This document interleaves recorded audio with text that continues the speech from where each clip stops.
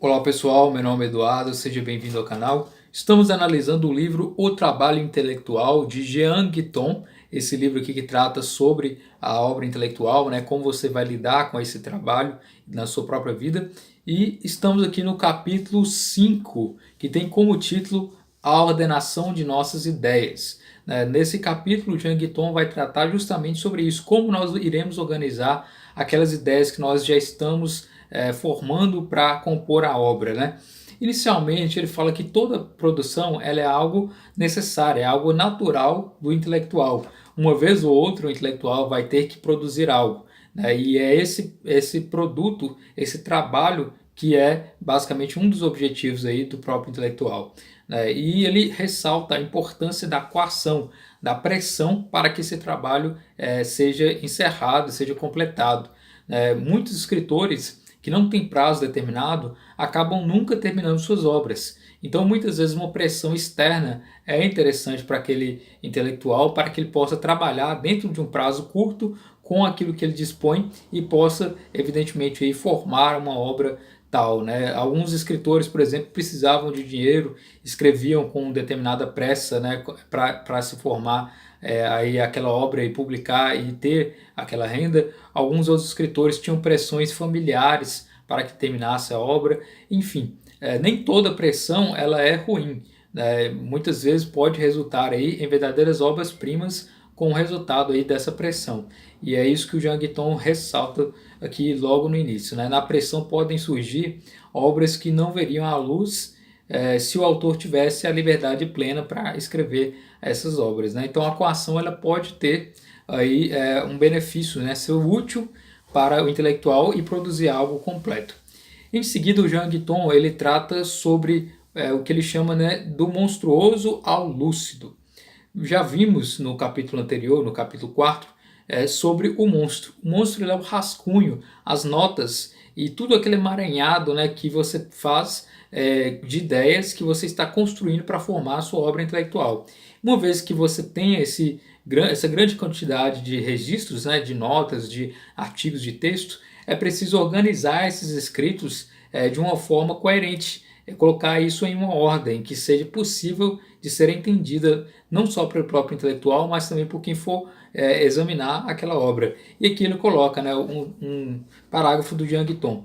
Você classificará as suas notas por seções, a exemplo do que os editores fizeram com os manuscritos de Pascal. Chegado a esse momento, você terá criado arquipélagos, aglomerações de ideias. Então, sempre reorganizar e colocar as suas notas em seções e dividir tudo em temas e tudo mais. Então, a ordem ela sempre vai partir aí de uma escala bem simples, né? Bem formulada, partindo do conceito mais simples para aquilo mais que é complexo, ou seja, partindo da base para o desenvolvimento. É sempre assim que você tem que colocar aí a ordem formada aí dos seus textos, das suas notas e tudo mais. Então a forma do trabalho ela levará em conta mais o seu talento do que propriamente uma ordem. Não existe necessariamente uma ordem para se escrever uma obra, né? Mas evidentemente que você tem que fornecer um texto que seja didático para que aquele leitor consiga entender. Mas está muito mais no seu próprio talento em escrever, na sua forma de escrever, do que necessariamente em uma fórmula de texto que você vai ter que seguir. Então envolve muito essa questão de saber ordenar bem as ideias, saber escrever e ter um certo direcionamento em relação a isso. Em seguida ele fala sobre a doutrina do parágrafo. E aqui ele faz uma indagação, né? Qual a diferença de um texto de uma pessoa de 50 anos para um jovem de 16 anos? Basicamente, uma pessoa de 50 anos, ela tem mais experiência de vida, ela trouxe consigo uma bagagem intelectual através do tempo, a própria experiência e também pelo fato de que ele trata de um tema por vezes com mais profundidade, enquanto que o jovem ele está cheio de ideias em sua mente, então ele trata sobre vários temas e não consegue abordar algo com mais profundidade como alguém mais velho.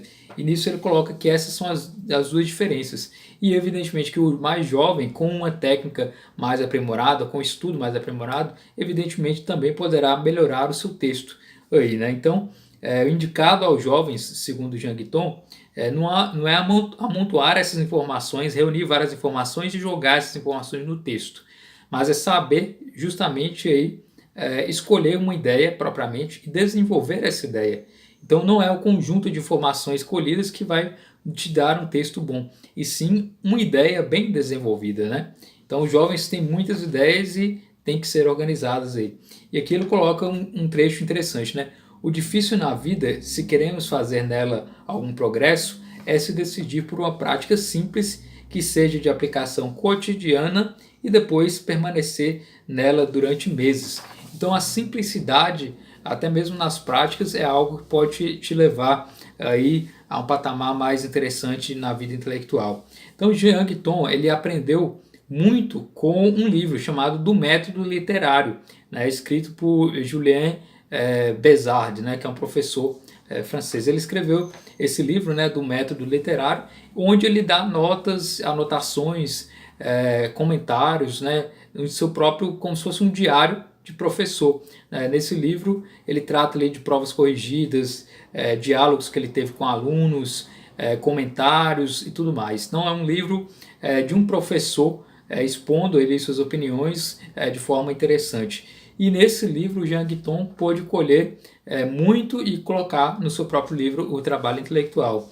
Ele diz que esse Bézard ensina que é necessário sempre tomar notas em fichas para usar para a vida toda. Então, uma vez que você vai fazer notas, essas notas têm que ser tidas como se fossem um instrumento para a sua vida toda. E o Jean Guiton até mesmo menciona que se ele tivesse feito isso desde a sua juventude, tudo seria diferente. Ele teria ali muitas notas e teria um aprendizado muito mais aprimorado, né? Porque o grande temor aí do intelectual na sua pesquisa é que suas próprias notas vão se perdendo, ou mesmo vão ser jogadas fora, ou mesmo as ideias que são anotadas. E o Jean Guiton diz que essa lição é interessante. Anotar sempre algo para que você possa retomar aquelas ideias e não importa o tempo que você estiver adiante, né? E ele coloca que as notas que ele fez há 30 anos antes serviram para ele até mesmo naquela época. Então fazer notas que possam ser utilizadas aí ao longo de toda a sua vida, né? E ainda ele coloca a chamada teoria do parágrafo de Bézard, né?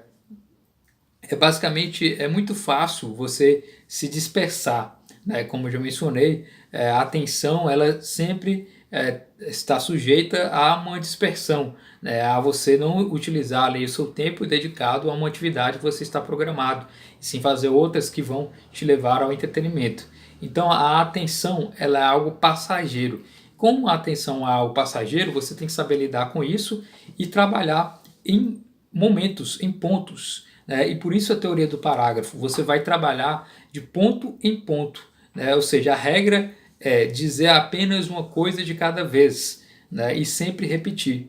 Então, basicamente uma coisa de cada vez e repetir. Um parágrafo com uma ideia, entender esse parágrafo, repetir e basicamente assimilar aquela ideia desse parágrafo. Então é preciso analisar ponto a ponto, ponto por ponto, cada assunto, né? E aqui Guiton diz que ensinava aos seus alunos, né, o seguinte: o segredo de toda a arte da expressão estava em dizer a mesma coisa 3 vezes, né, anunciando-a, desenvolvendo e resumindo. Então sempre quando você vai lidar com uma ideia, com um parágrafo, você assimila a ideia, anuncia aquela ideia, você tenta desenvolver essa ideia e tenta resumir ela no seu próprio texto aí que você for escrever, tudo isso de uma única vez, fazendo esse resumo aí, notadamente nas fichas, né?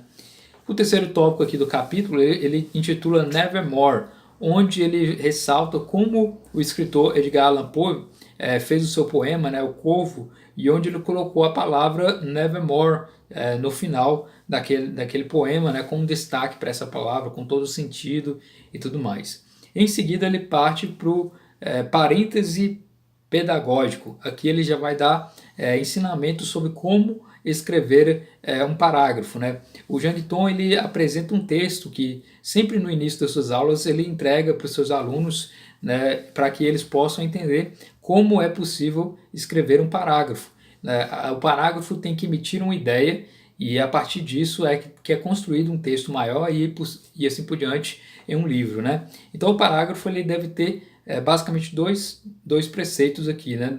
Que ele coloca. Primeiramente deve ser uma linha, né? Deve ser um texto ali iniciado, né, com parágrafo, e é um texto fechado. Em segundo, deve ter de 15 a 25 linhas.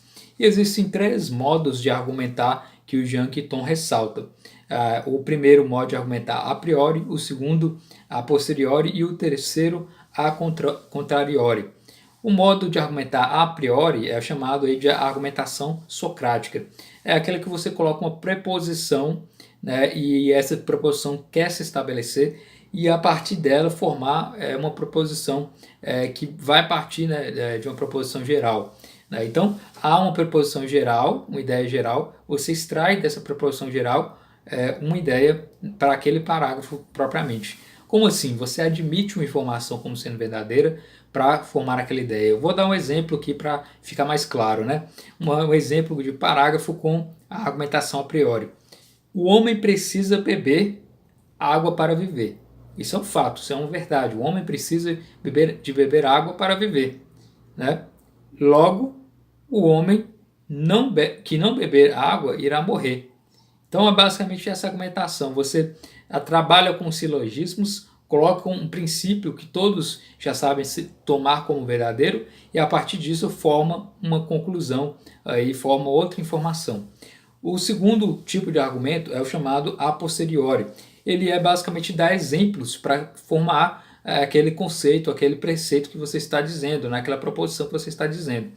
Tomar exemplos, fatos, colocar também casos concretos, estatísticas, experimentos.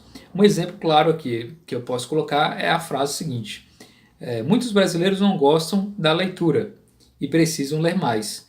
Isso está demonstrado na pesquisa feita em 2016, né, pela Associação Bibliográfica, etc, etc. Você dá exemplos para formar ali aquela sua argumentação. O terceiro tipo de argumento é o argumento a contrariori. Né? Esse argumento é basicamente apresentar uma objeção e desenvolver essa objeção e discernir. Como assim? Você apresenta uma ideia, basicamente uma proposição, como sendo fato, depois você apresenta uma objeção para aquela ideia. Ou vou dar um exemplo claro aqui, né? Exemplo, é fato que a música clássica é excelente e apreciada. Isso é interessante. É fato que a música clássica ela é excelente e apreciada, mas nem todo mundo acha a música clássica algo para se apreciar. O mas aí ele vai trazer a objeção à primeira proposição. Né? E segundo o Jean Guiton, esse argumento a contrariori é o mais interessante, né? Porque te fornece mais dados, né? Te traz a maior reflexão. Nisso ele passa para o tópico chamado notas e parágrafos. Nesse notas e parágrafos temos aí a ideia de que existe a teoria do parágrafo e ela é completada pela teoria da nota, né? Chamada aí ou teoria da ficha.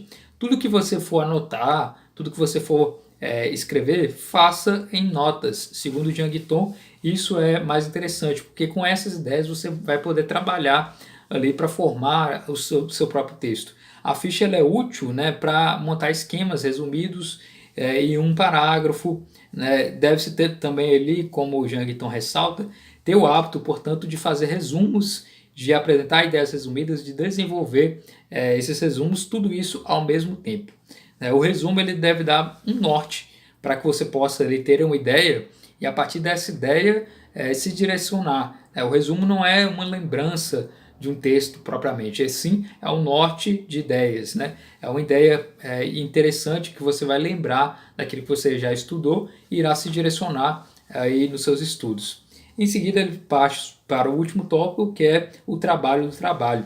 A busca pela perfeição ela pode ser um prazer, mas muitas vezes, em geral, ela gera uma fadiga. E nisso o Jean Guiton aconselha que é interessante aguardar, né, e deixar para o próximo dia, né, descansar e dormir. E essa perfeição, ela normalmente resulta aí de uma noção que você tem daquilo que é bom e daquilo que é ruim. E nessa antítese, nessa análise que você vai fazer, é que você vai poder extrair aquilo que é bom. Muitas vezes você pode escrever um texto longo e o pouco que está ali vai ser extraído como sendo algo bom. Então tem que ser algo de objeto de análise aí. tá? Dentro do próprio trabalho é que você vai verificar aí também essas análises. Então esse é o capítulo, espero que você tenha gostado desse vídeo, se inscreva no canal, curta, compartilha, muito obrigado pela atenção.